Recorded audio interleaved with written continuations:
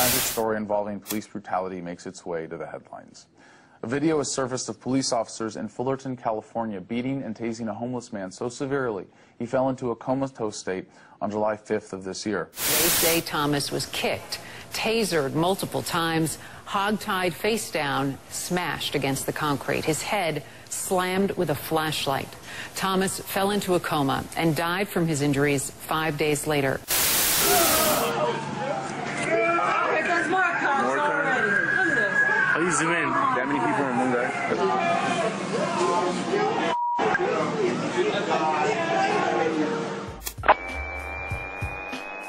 Greetings, citizens of Fullerton, California. Like the rest of the world, we have heard the screams of Kelly Thomas. We heard him scream "Stop," "Sorry," and finally "Dad." Since then we have been rallying troops to help this great cause.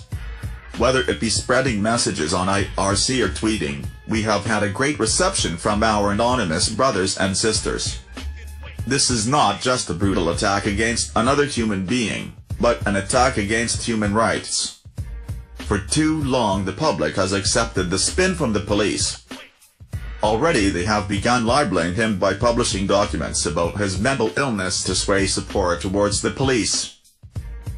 At the same time, the videos from the cruisers and the surveillance camera, which could instantly alibi their officers, is still yet to be released. What is it that they are trying to hide?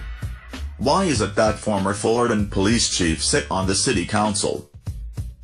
Who is it conducting the investigation? The DA who uses testament is from the same officers as truth to put criminals in jail. Also, what about the 2008 charges brought against Officer Albert Rankin for sexually abusing two women in the back of his squad car? Ironically enough, the city of Fullerton offered them $7,500 in a settlement. They also offered $900,000 to the father of Kelly Thomas, who rightfully and morally rejected the offer.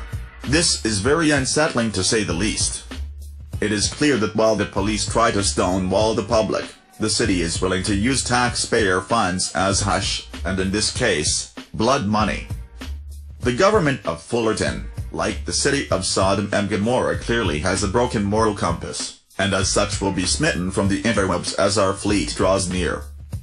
We will begin to treat the web assets of the police, city government, and any other targets we deem in support or cause of this incident with as much mercy as was shown to Kelly Thomas.